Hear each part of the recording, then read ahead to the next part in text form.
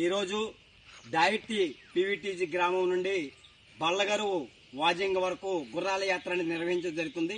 దీనికి కారణం ఏంటంటే గౌరవ డిప్యూటీ ముఖ్యమంత్రి గారు పవన్ కళ్యాణ్ గారు గత సంవత్సరం డిసెంబర్ 20వ తేదీన అనంతగిరి మండలం పెనకోట పంచాయతీ బల్లగరువు గ్రామానికి వచ్చి రోడ్డుని శంకుస్థాపన చేయడం జరిగింది.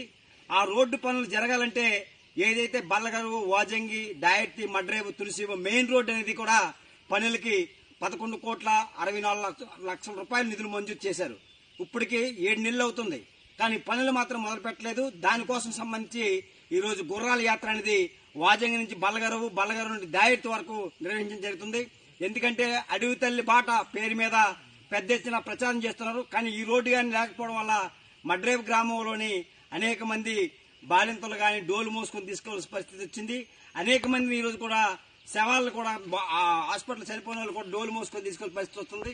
ఇటువంటి పరిస్థితుల్లో డోలీలు లేకుండా ఉండాలని చెప్పేసి రాష్ట్ర